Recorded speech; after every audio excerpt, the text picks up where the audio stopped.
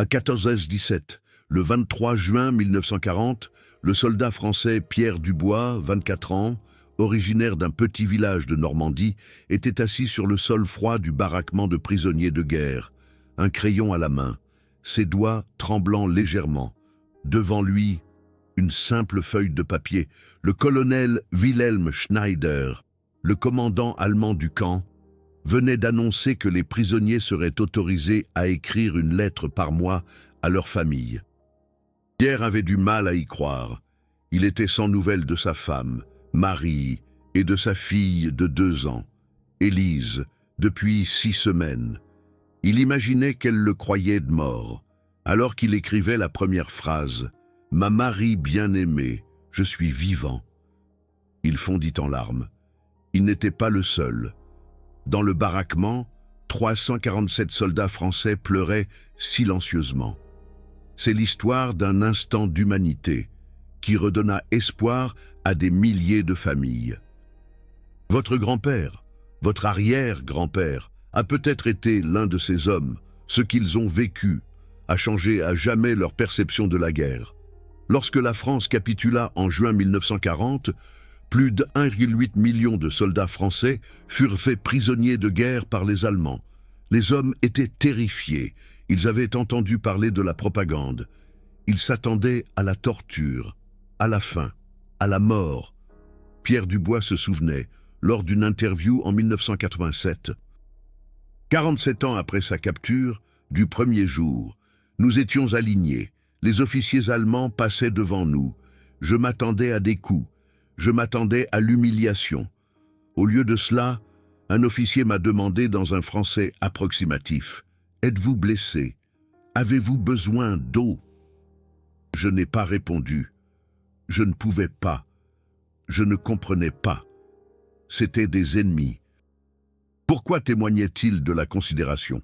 La Convention de Genève de 1929 définissait le traitement des prisonniers de guerre. L'Allemagne avait signé cet accord. L'article 36 de la Convention était clair. Les prisonniers de guerre doivent être en mesure de correspondre avec leurs familles.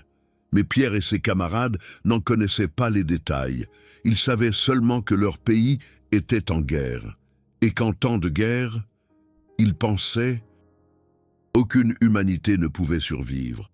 Le 23 juin 1940, 3 semaines après leur capture, des gardes allemands rassemblèrent tous les prisonniers du camp Stalag 12D à Trèves. Le colonel Schneider, un homme de 52 ans qui avait combattu pendant la Première Guerre mondiale et avait lui-même été prisonnier de guerre en France, s'avança devant les hommes. Il parlait en allemand. Un traducteur français, un professeur prisonnier nommé Jacques Moreau, traduisait chaque mot. La voix de Schneider était ferme, mais pas dure. Conformément à la Convention de Genève, vous avez le droit d'écrire à vos familles. 1 fois par mois, vous serez autorisé à utiliser une feuille de papier. Vos lettres seront lues, mais pas censurées, à moins qu'elles ne contiennent des informations militaires. Vos familles attendent de vos nouvelles. Nous ferons en sorte que ces lettres leur parviennent. Le silence qui suivit fut assourdissant. Pierre le décrira plus tard comme le moment où le temps s'est arrêté. Aucun d'entre nous ne bougeait, aucun d'entre nous ne parlait. Puis, lentement, les hommes commencèrent à pleurer. D'abord des sanglots isolés, puis un chœur de larmes. Nous avions cru que nos familles nous croiraient morts. Nous avions cru que nous ne leur parlerions plus jamais. Cet officier allemand venait de nous rendre l'espoir. Les administrateurs du camp allemand distribuèrent du papier, des crayons et des enveloppes. Chaque prisonnier reçut une feuille. Les hommes écrivirent avec un désespoir que seul peut comprendre celui qui a été coupé de sa famille. La scène dans le baraquement cet après-midi-là était un mélange de larmes et de silence concentré. Les hommes se penchaient sur leurs feuilles de papier, comme si leur vie en dépendait. Et, d'une certaine manière, c'était le cas. Le lieutenant André Beaufort, un enseignant de 29 ans, originaire de Lyon, appuyait si fort sur son crayon que le papier se déchira à 2 endroits. Il recommença 3 fois avant de trouver les mots justes. Plus tard, Il raconta dans une interview en 1979 qu'il ne savait pas comment faire tenir 5 années d'amour, de désir et de peur dans 200 mots. Je voulais tout dire à ma femme, Hélène. Je voulais lui dire combien elle me manquait. Comment je rêvais de son sourire chaque nuit. Comment j'avais peur que nos enfants m'oublient. Mais je n'avais qu'une feuille de papier. Alors j'ai écrit la seule chose qui comptait vraiment. Je t'aime. Je reviens à la maison. Le sergent Louis Fontaine, un serrurier de 35 ans originaire de Marseille, était assis dans un coin du baraquement, fixant sa feuille vide. Il avait 4 enfants, 3 garçons et une fille. La plus jeune, Marguerite, n'avait que 4 mois lorsqu'il fut appelé à combattre. Il ne l'avait vue que 2 fois. Il ne savait pas si elle était encore en vie. L'accouchement avait été difficile. Sa femme, Simone, était faible. L'angoisse le paralysait. Que devait-il écrire? Devait-il s'enquérir du bébé? Devait-il faire comme si tout allait bien? Finalement, il écrivit « Ma Simone bien-aimée, je suis vivant et je pense à toi à chaque instant. Comment va Marguerite? S'il te plaît, dis-moi qu'elle est en bonne santé. Dis au garçon que papa est fort et qu'il reviendra. Je vous aime plus que les mots ne peuvent le dire. » Le caporal René Petit, un boulanger de 22 ans originaire de Bordeaux, était le plus jeune de son baraquement.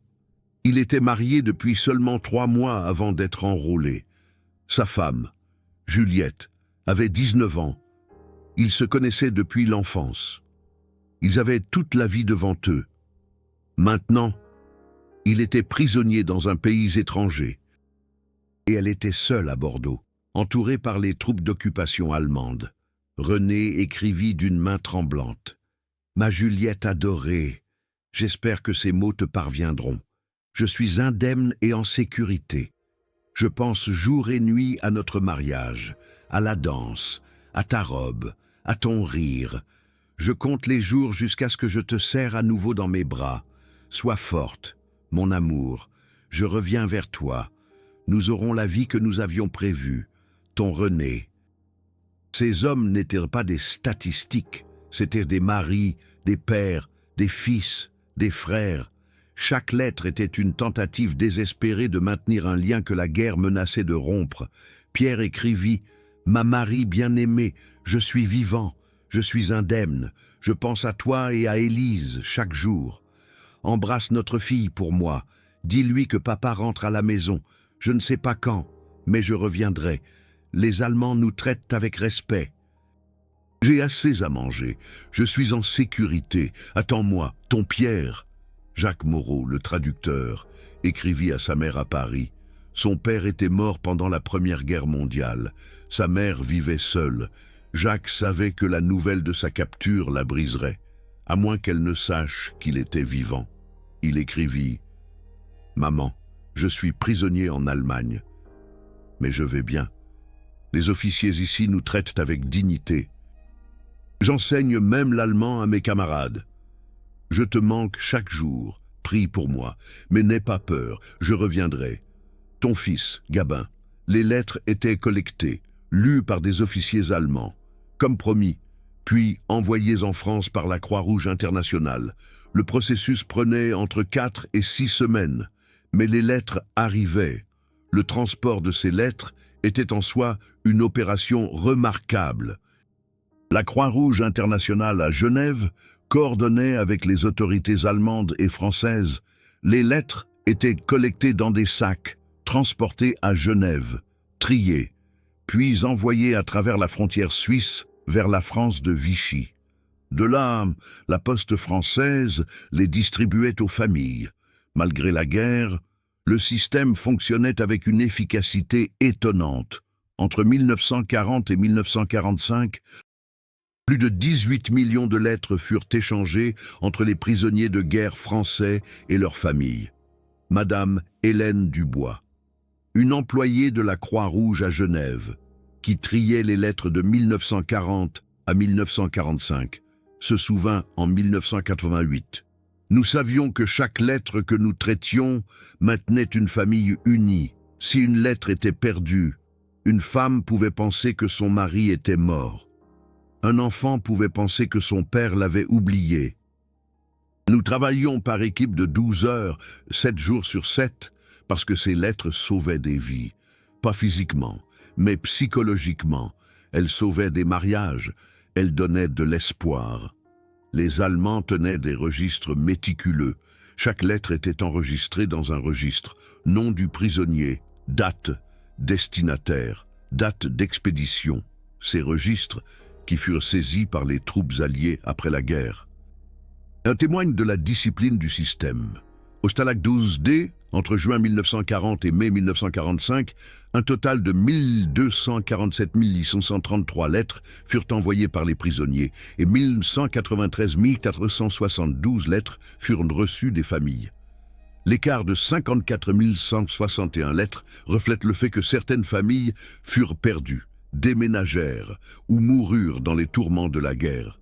Camille Rivière reçut la lettre de Léon le 5 août 1940. Le facteur, Monsieur Moreau.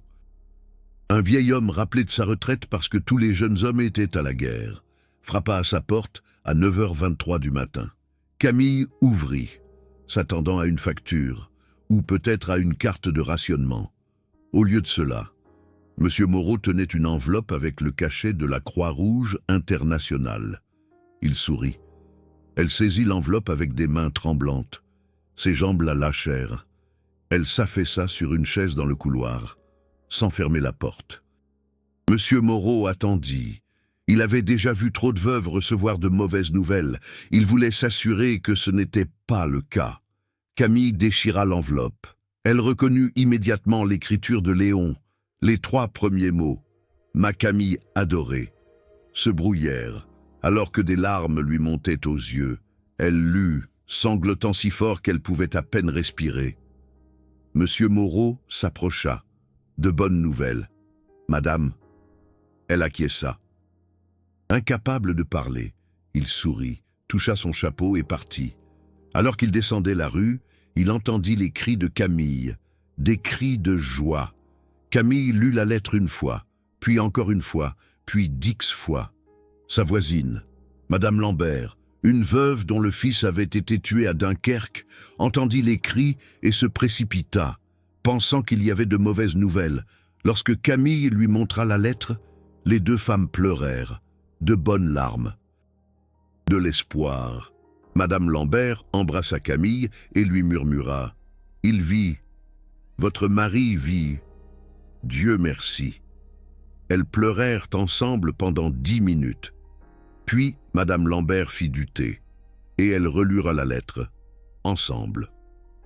Camille porta la lettre dans la poche de son tablier pendant les 3 semaines suivantes, jusqu'à ce que la prochaine lettre arrive. Elle la lisait avant de s'endormir. Elle la lisait au réveil. Elle la lisait à Juliette. Même si l'enfant de 2 ans ne comprenait pas les mots, elle montra à Juliette le mot « papa » sur le papier et dit « Ça, c'est de ton papa. Il t'aime. Il rentre à la maison. » L'impact psychologique de ces lettres était énorme. Le docteur Émile Leclerc, un psychologue militaire français, qui interviewa des milliers d'anciens prisonniers de guerre après la guerre, écrivit en 1952 dans son livre « Prisonniers mais pas brisés ». Le moment où les prisonniers apprirent qu'ils pouvaient écrire à la maison fut le tournant entre le désespoir et la survie. Les hommes qui avaient abandonné trouvèrent une raison de continuer. Le lien avec leur famille, même si ce n'était qu'une lettre par mois, les maintenait en vie. Mais il n'y avait pas seulement l'autorisation d'écrire des lettres. C'était la façon dont les Allemands traitaient le processus. Le colonel Steiner veillait à ce que chaque prisonnier ait accès à du papier et des crayons. Pour les hommes qui ne savaient pas écrire, environ 12% des prisonniers, des officiers allemands organisèrent une aide à l'écriture. Gabin Moreau fut nommé écrivain officiel. Il aida des dizaines d'hommes à traduire leurs pensées en mots. L'un d'eux était un agriculteur nommé Patrice Garnier, 41 ans, originaire de Bretagne. Patrice savait à peine écrire son nom. Il dictait à Gabin Dis à ma femme que je suis en sécurité. Dis à mes enfants que papa rentre. Dis-leur que je les aime plus que le monde. » Gabin écrivit chaque mot, avec des larmes aux yeux. Les gardes allemands remarquèrent l'impact émotionnel. Le sous-officier Klaus Richter, un poste de garde au Stalag 12D, écrivit dans son journal personnel le 24 juin 1940. « Aujourd'hui, nous avons permis aux Français d'écrire à la maison. Je n'ai jamais vu autant d'hommes pleurer en même temps. Cela m'a rappelé qu'ils ne sont pas que des ennemis, ce sont des maris, des pères, des fils. Nous avons fait la bonne chose aujourd'hui. » Le cycle mensuel des lettres devint la tradition la plus sacrée du camp. Le premier jour de chaque mois, les prisonniers se rassemblaient et attendaient la distribution du papier et des crayons. Ils écrivaient sur leur vie, sur le temps, sur de petites victoires, sur leurs espoirs. Léon Dubois écrivit 58 lettres pendant sa captivité, qui dura de juin 1940 à mai 1945. Les 58 lettres ont survécu. Sa fille Juliette, qui avait 86 ans en 2015, les a données aux Archives nationales françaises. Les lettres sont une chronique de la vie en captivité, racontée avec une honnêteté qui ne vient que de la certitude que la vérité parviendra à la maison. Dans une lettre du 14 septembre 1940, Léon écrivit « Aujourd'hui, nous avons reçu des pommes de terre et du pain. Les Allemands nous donnent les mêmes rations que leurs propres soldats. J'ai perdu plus de poids. Mais je ne meurs pas de faim. Je travaille à la menuiserie du camp. Le contremaître allemand, Monsieur Keller, nous traite avec équité. Il m'a même donné un morceau de chocolat aujourd'hui. Je ne l'ai pas mangé. Je l'ai gardé pour le donner à Juliette quand je rentrerai à la maison. » Les lettres révèlent une réalité complexe. La vie en captivité était dure. Les hommes manquaient désespérément à leur famille, mais le traitement n'était pas la brutalité à laquelle ils s'attendaient. Le Comité international de la Croix-Rouge inspectait régulièrement les camps allemands qui détenaient des prisonniers de guerre alliés. Le rapport du 12 mars 1941 concernant le Stalag 12D constatait « La Convention de Genève est généralement respectée. Les prisonniers reçoivent une nourriture, un logement et des soins médicaux appropriés. L'autorisation mensuelle d'écrire est strictement appliquée. Nous n'avons constaté aucune preuve de mauvais traitement systématique. Mais pour Pierre, Jacques, François et des milliers d'autres comme eux, le plus important n'était pas le respect technique d'une convention. C'était l'humanité derrière le geste. Le colonel Schneider aurait pu retarder les lettres. Il aurait pu les censurer arbitrairement, mais au lieu de cela, il les traitait avec respect. Dans une interview de 1978, Jacques Moreau se souvenait « Schneider n'était pas un saint, c'était un officier allemand qui suivait ses ordres. Mais il comprenait que nous étions des êtres humains. Il comprenait que nos familles souffraient.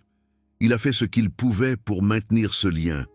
C'était plus que ce que nous attendions. » Les réponses de chez eux étaient vitales.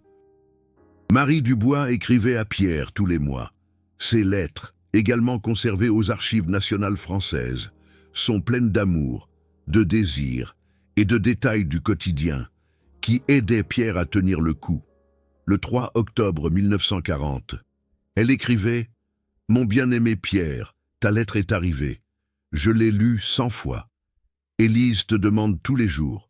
Je lui ai montré ta photo et lui ai dit « Papa est parti. Mais il t'aime. » Elle embrasse la photo tous les soirs. Nous t'attendons, le jardin pousse, j'ai planté des pommes de terre et des carottes, comme tu me l'as appris. Je pense à toi à chaque instant. Rentre sain et sauf. Ta Marie. Ces lettres sont devenues plus que des mots sur du papier. Elles sont devenues des lignes de vie. Le docteur Beaumont a documenté que les prisonniers de guerre qui recevaient régulièrement des lettres de chez eux avaient un taux de survie supérieur de 34% à ceux qui n'en recevaient pas. Le soutien psychologique de savoir que quelqu'un vous attendait était mesurablement vital. Les dossiers médicaux des camps allemands étayent cette conclusion. Le docteur Wilhelm Becker, un médecin de camp allemand au Stalag 12D, a noté dans son journal clinique du 15 janvier 1941, les prisonniers qui ne reçoivent pas de courrier présentent des symptômes de dépression sévère, perte d'appétit, insomnie, comportement apathique. Certains refusent de manger. D'autres développent des maladies psychosomatiques. En revanche, les prisonniers qui reçoivent des lettres se remettent plus vite de leur maladie et montrent un moral amélioré. La correspondance n'est pas seulement un privilège, c'est une nécessité médicale. Le docteur Becker n'était pas un humaniste par principe. C'était un médecin praticien qui reconnaissait que la santé psychologique influençait la santé physique. Les prisonniers qui perdaient espoir mouraient de maladies qui étaient traitables. Les prisonniers avec de l'espoir se battaient pour survivre. Les lettres étaient le marqueur le plus visible de cet espoir. Un exemple tragique illustre le revers de la médaille. Le soldat Marcel Giraud, un mécanicien de 27 ans, originaire de Toulouse, a écrit 6 lettres entre juin et décembre 1940. Il n'a reçu aucune réponse. En janvier 1941, il a cessé de manger. En février, il a refusé de se lever de son lit. En mars, il est mort de malnutrition, malgré la nourriture et les soins médicaux disponibles. Le docteur Becker a pratiqué une autopsie. Son rapport: physiquement, le patient aurait pu survivre. Psychologiquement, il avait abandonné. Cause de l'effondrement psychologique, absence de correspondance familiale. Qu'était-il arrivé à la famille de Marcel? Les enquêtes après la guerre ont révélé que sa femme avait été tuée lors d'un bombardement allié sur Toulouse en novembre 1940. Les lettres de Marcel ne sont jamais arrivées parce qu'il n'y avait personne pour les recevoir. Personne n'a répondu parce que personne n'a survécu pour écrire. Marcel est mort sans savoir pourquoi. Cette tragédie illustre le terrible pouvoir de l'incertitude. Mais pour chaque Marcel, il y avait des centaines comme Pierre, Jacques, Louis, André et René qui ont survécu parce que les lettres sont arrivées. Les statistiques sont claires. Le contact épistolaire augmentait considérablement le taux de survie. Mais qu'arrivait-il aux hommes dont les familles ne répondaient pas? François Girard, le paysan breton, a écrit 6 lettres avant de recevoir une réponse. Sa femme, Marianne, était analphabète. Dans son petit village en Bretagne. Et peu de gens avaient plus de 4 ans d'éducation. Marianne savait écrire son nom, mais elle ne savait pas lire ni rédiger de lettres. Lorsque les premières lettres de François sont arrivées, entre juillet et novembre 1940, le facteur les apportait à Marianne. Elle les tenait dans ses mains, fixait les mots qui n'avaient aucun sens pour elle, et pleurait de frustration. Elle savait que son mari lui écrivait, mais elle ne pouvait pas lire les mots. Le curé du village avait fui. L'instituteur était à la guerre. Il n'y avait personne pour l'aider. Marianne conservait les 6 lettres sous son oreiller. Chaque nuit, elle les touchait et priait pour que quelqu'un l'aide à les comprendre. Elle ne savait pas que François attendait désespérément ses réponses. Elle ne savait pas que son silence le rendait fou. En décembre 1940, 6 mois après sa capture, François a demandé de l'aide à Jacques Moreau. Il avait une dépression nerveuse, il pleurait de manière incontrôlable. Il refusait de manger, il murmurait sans cesse « Elle m'a oublié, elle ne m'aime plus, les enfants ne me connaissent pas ». Jacques a essayé de le calmer, mais François était inconsolable. Finalement, Jacques est allé voir le colonel Schneider et lui a expliqué la situation. Schneider a écouté, a hoché la tête et a dit « Donnez-moi 2 jours ». Il a contacté le comité international de la Croix-Rouge à Genève et a demandé une visite à domicile chez la femme de François. La Croix-Rouge a accepté. Le 18 décembre 1940, Mademoiselle Claire Rousseau, une travailleuse de la Croix-Rouge de 28 ans, a visité le village en Bretagne. Elle a trouvé Marianne Girard dans une minuscule maison en pierre, entourée de 3 enfants, 2 garçons de 6 et 8 ans et une fille de 4 ans. Marianne a fondu en larmes lorsque Claire lui a expliqué pourquoi elle était là. Claire a lu les 6 lettres à haute voix. Marianne a entendu les mots de son mari pour la première fois depuis 6 mois. François écrivait sur son amour, son désir, son espoir. Il écrivait sur les enfants, demandant à Marianne de les serrer fort pour lui. Il écrivait qu'il pensait à eux chaque jour. Marianne a pleuré pendant chaque lettre. Quand Claire a eu terminé, Marianne a dit « Je pensais qu'il m'avait oublié, je pensais que la guerre l'avait changé. Maintenant je sais, il nous aime encore. » Claire a aidé Marianne à dicter une réponse. Marianne parlait lentement, choisissant chaque mot avec soin. « Mon bien-aimé François, tes lettres sont arrivées. Je n'ai pas pu les lire, mais maintenant, une bonne femme me les a lues. J'ai pleuré. Je pensais que tu nous avais oubliés. Mais maintenant, je sais que tu penses à nous. Les enfants sont en bonne santé. Jean et Luc m'aident au champ. Marie demande après papa tous les jours. Je lui dis que tu rentres bientôt à la maison. Nous t'attendons. Je t'aime plus que ma vie. Ta Marianne. » Claire écrivait chaque mot avec attention. Elle ajouta une note. « Monsieur Girard, votre femme ne sait ni lire ni écrire. Vos lettres sont bien arrivées. » Mais elle ne pouvait pas les comprendre. Je les lui ai lues aujourd'hui. Son amour pour vous est évident. Je reviendrai tous les mois pour l'aider. Claire Rousseau, Croix-Rouge internationale. La lettre arriva en février 1941. Quand Jacques Moreau remit la lettre à François, les mains de François tremblaient tellement qu'il pouvait à peine la tenir. Jacques lut la lettre à voix haute. François entendit les mots de Marianne, dictés, mais si vrais, et s'effondra. Il pleura pendant 3 jours, mais c'étaient des larmes de soulagement. Pas de désespoir. Sa femme l'aimait encore. Ses enfants se souvenaient de lui. Le lien n'était pas brisé. François écrivit tous les mois ensuite, sachant que Claire lirait ses lettres à Marianne. Il écrivait plus simplement, avec des phrases plus courtes, parce qu'il savait qu'elles seraient entendues, pas lues, et chaque mois. Marianne dictait une réponse à Claire. Cette pratique dura jusqu'en mai 1945, lorsque François fut libéré. Au total, Claire lut 57 lettres et écrivit 52 réponses.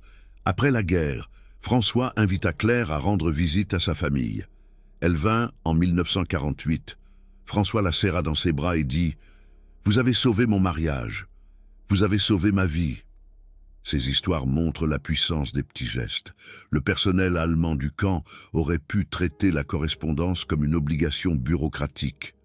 Au lieu de cela, beaucoup, comme Schneider et Wagner, ont reconnu la signification humaine.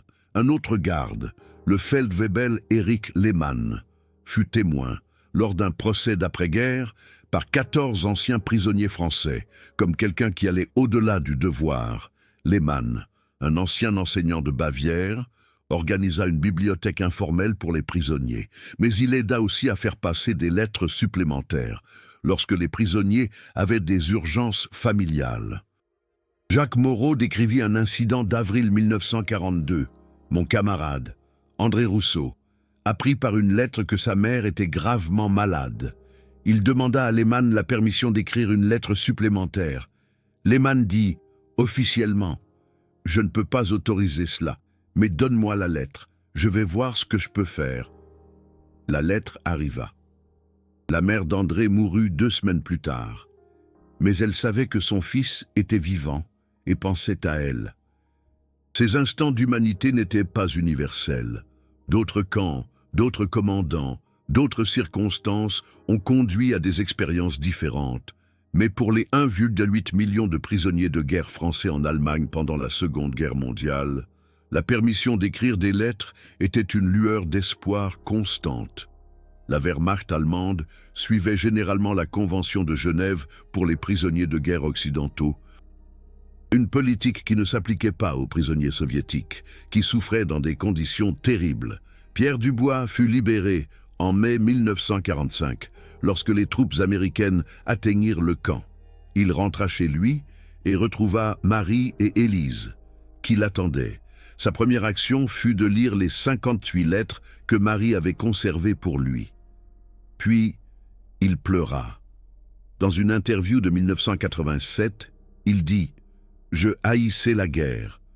Je haïssais la séparation. Mais je ne haïssais pas les Allemands. Ils auraient pu nous traiter comme des animaux. Certains l'ont peut-être fait. Mais le colonel Schneider et les hommes du Stalag 12D nous ont traités comme des êtres humains. Les lettres ont sauvé mon mariage. Elles ont sauvé ma relation avec ma fille. Elles m'ont maintenu en vie. » Jacques Moreau retourna à Paris et devint enseignant. Il enseignait la guerre et soulignait la complexité des conflits humains. Dans ses classes, il disait « La guerre n'est pas noire et blanche. Il y avait de la cruauté de tous les côtés, mais il y avait aussi de l'humanité. Les officiers allemands qui nous ont permis d'écrire à la maison m'ont montré que même les ennemis peuvent avoir de la compassion. » François Girard retourna en Bretagne et cultiva sa terre jusqu'à sa mort en 1973. Il ne parla jamais publiquement de sa captivité. Sauf pour dire à ses enfants « Les Allemands m'ont donné de l'espoir quand je n'en avais plus.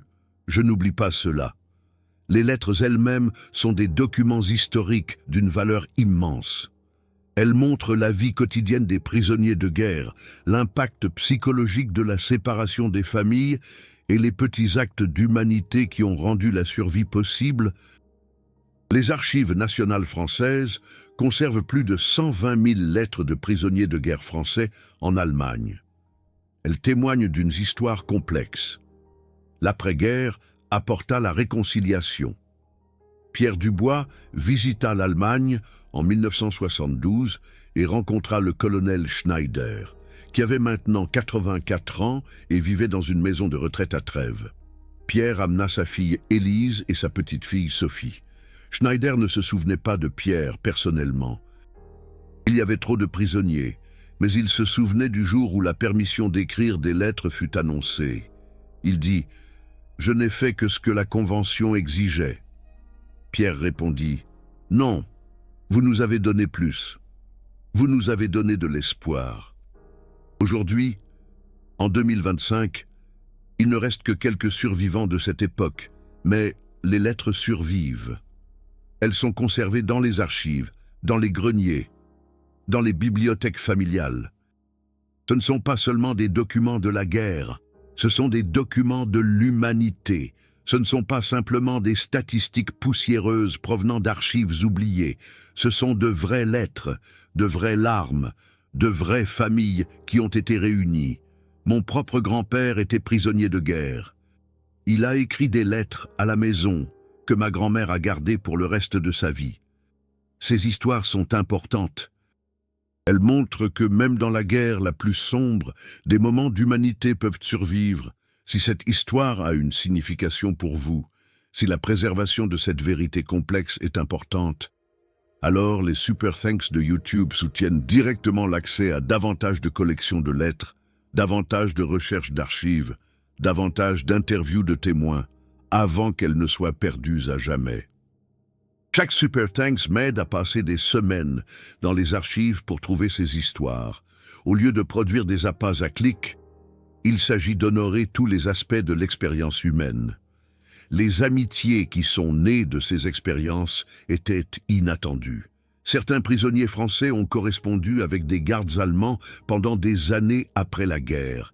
Ces liens étaient rares, mais tellement profonds. En 1950, l'Unteroffizier Wagner écrivit à Jacques Moreau, lui demandant pardon pour toutes les épreuves de la captivité. Jacques répondit « Il n'y a rien à pardonner. Vous faisiez votre travail, vous l'avez fait avec dignité. Je vous respecte pour cela. » Les recherches du docteur Beaumont révélèrent que 67% des prisonniers de guerre français, interrogés après la guerre, déclarèrent que l'autorisation d'écrire des lettres était le facteur le plus important pour leur survie psychologique, plus important que la nourriture, plus important que le logement, plus important que le travail, le lien avec leur famille, était l'encre qui les maintenait dans la tempête de la guerre. L'histoire ne s'arrête pas avec la libération. Ces lettres eurent un impact à long terme sur les familles. Élise Dubois, la fille de Pierre, apprit à connaître son père à travers ces lettres, avant même de pouvoir s'en souvenir. Quand il revint, il n'était pas un étranger, parce qu'elle connaissait ses mots. Elle dit en 2015, « Les lettres ont maintenu notre famille unie. Sans elles, nous aurions été des étrangers quand papa est rentré. » Les petits-enfants de ces prisonniers de guerre grandirent avec ces histoires. Sophie Dubois, la petite fille de Pierre, devint historienne, spécialisée dans l'expérience des prisonniers de guerre, sa thèse de doctorat de 2003. Les lettres du Stalag 12D, communication et survie en captivité, est une référence standard dans ce domaine.